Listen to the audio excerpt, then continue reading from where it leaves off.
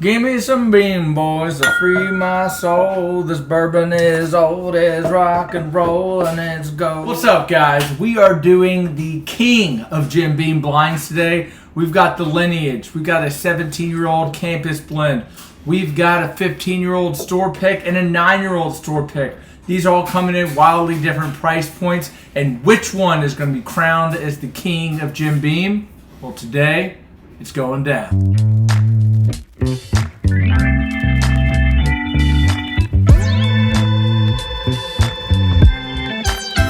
Welcome back to another episode of Neat Bourbon. My name's Tanner, and today I am stoked for this blind because we are bringing in the Lineage to the channel. We got a 17-year-old distillery only campus blend, and we've got two legendary Knob Creek store picks.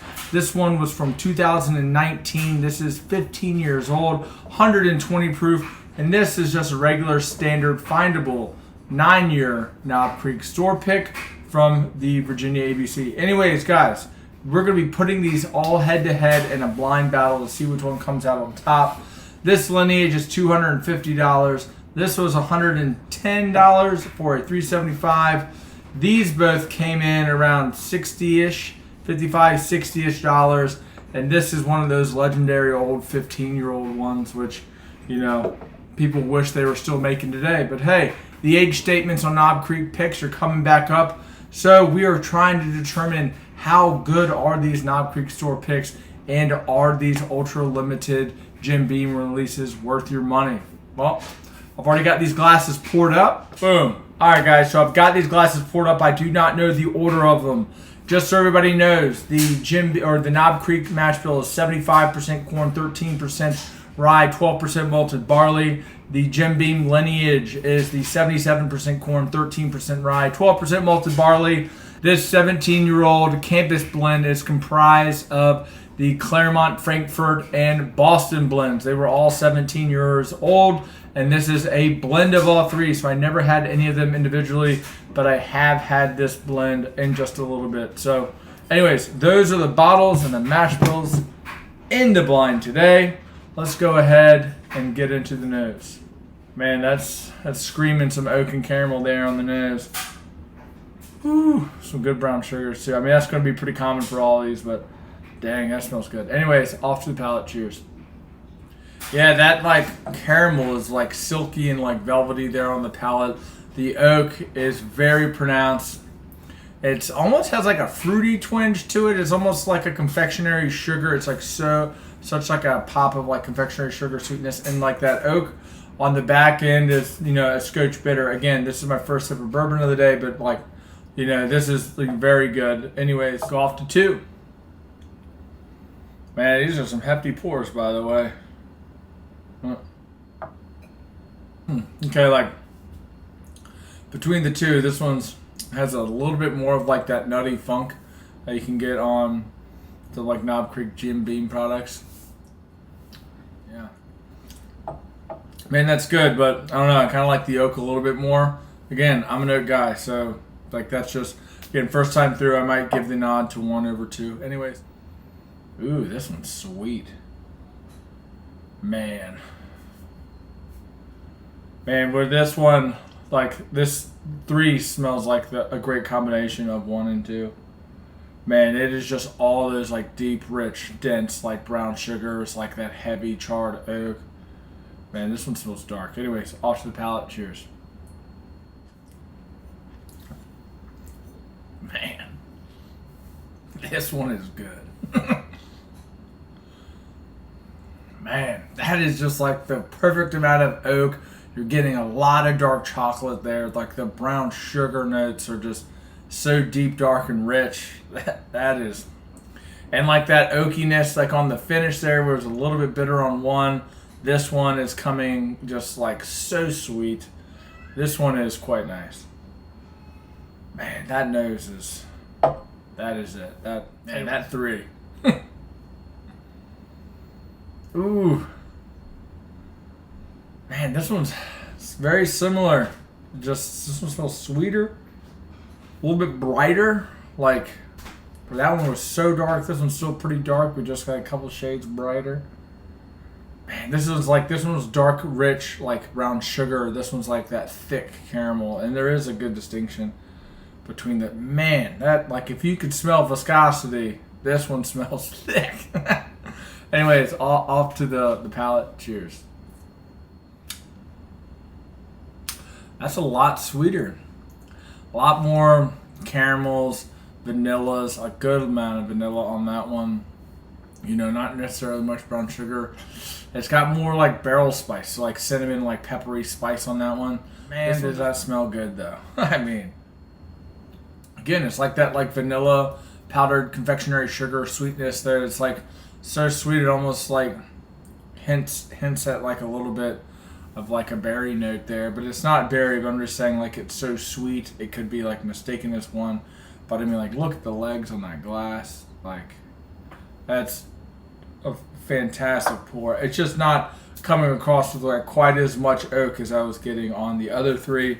So I don't know if this one's the youngest, but I don't want to make any claims anything yet. So anyways, guys, I'm going to go back through these and then we can regroup in a few for my final thoughts. All right, so I have come up with my final order, and these are all in the exact same order as I originally tasted them.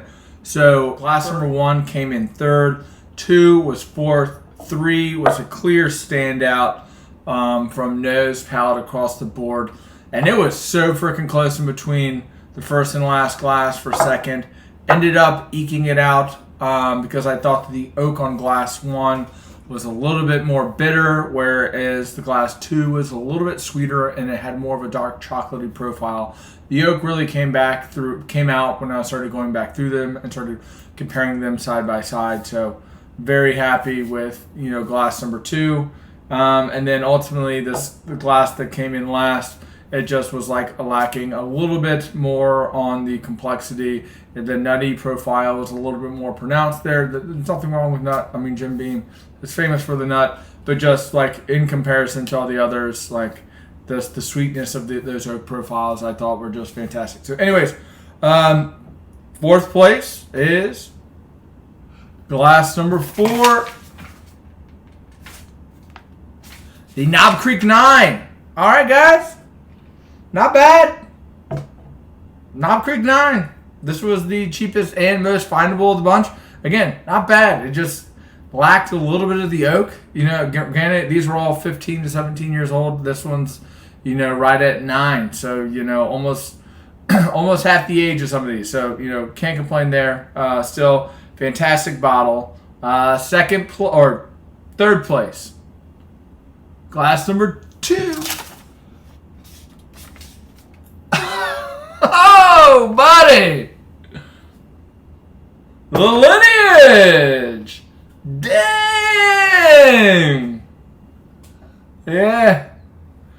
The most expensive one of the bunch. Man, this was so close to coming in second. Man, I'm surprised that the oak was a little bit bitter on that one, because I've been really impressed with this, but compared to the competition, it was a little bitter. So, Lineage, the most expensive one, $250, coming in 3rd. And store pick, which is the Knob Creek. Man, okay. And then the king, this one, the Claremont, Frankfurt, and Boston blend.